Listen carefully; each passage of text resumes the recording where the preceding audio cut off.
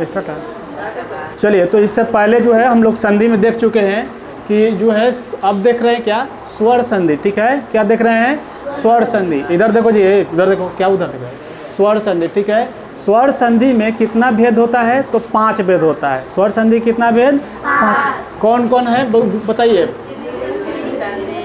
गुण संधि, वृद्धि संधि, यन संधि और अयादि संधि। ठीक है, यानी कि 5 भेद हुआ स्वर संधि के। दीर्घ संधि हो गया, गुण संधि हो गया, वृद्धि संधि हो गया, यन संधि हो गया और अयादि संधि हो गया। बात समझ में आ रहा है।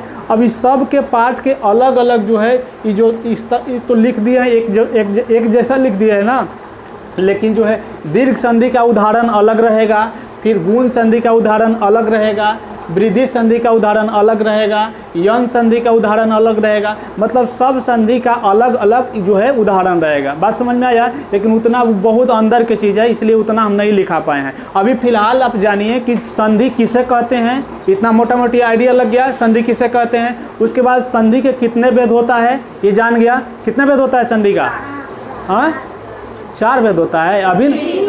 अभी ने लिखा था 3 भेद, स्वर संधि, व्यंजन संधि और विसर्ग संधि। और जो है उसमें हम देखें कि स्वर संधि के कितने भेद होता है, तो स्वर संधि के 5 भेद होता है। कौन, दीर्घ संधि, गुण संधि, वृद्धि संधि, यन संधि, अयादि संधि। बात इतना समझ में आ गया। हाँ, संधि किसे कहते हैं, तो 2 वर्णों को जब हम मिलाते हैं तो एक नया विकार उत्पन्न होता है, एक नया बात उत्पन्न हो जाता है। ठीक है, जैसे कि देव को और आलय को दोनों को अगर मिलाते थे तो देवालय हो जाता था, है ना। तो एक नया विकार उत्पन्न होता है, उसी को संधि कहते हैं। याद रहेगा। यहाँ इसमें बहुत ज़्यादा याद करने की भी ज़रूरत नहीं है, खाली भेद को 1 आध बार पढ़ लीजिएगा तो याद हो जाएगा। ठीक है, खाली ध्यान दीजिएगा तो बहुत ज़्यादा याद हो जाएगा। इतना समझाते हैं कि बहुत ज़्यादा याद हो जाएगा।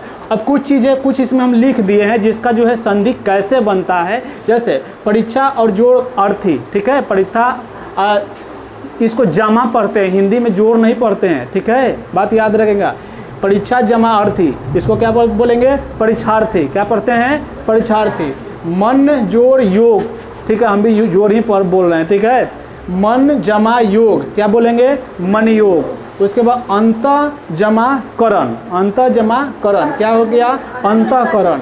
वीर जोड़ वीर जमा अंगना। ठीक है, क्या बोलेंगे, वीरांगना। वीरांगना किसको बोलते हैं, हाँ,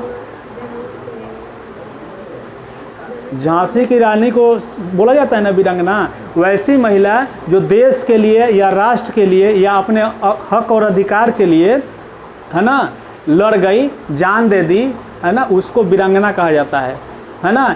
ये ना कि थोड़ा थोड़ा बात के लिए लड़ गई, क्लास में लड़ गई, ये उन्हें थोड़ा सा बात के लिए लड़ गई, उसको वीरांगना नहीं कहा जाता है।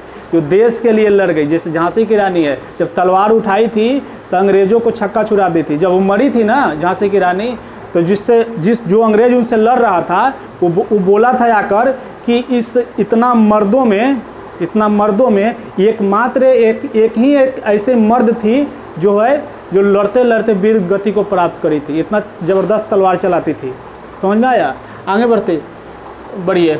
देव जमा आगमन, है ना, देव जमा आगमन, इसको क्या बोलेंगे, देवागमन। ठीक है, तो ये चीज़ कुल मिलाकर क्या था, संधि था। ठीक है, तो संधि को मोटा मोटी समझ में आ गया, है ना। 2 शब्दों को जब मिलाते हैं तो एक नया उत्पन्न होता है, विकार उत्पन्न होता है, उसको संधि कहते हैं। ठीक है, चलिए।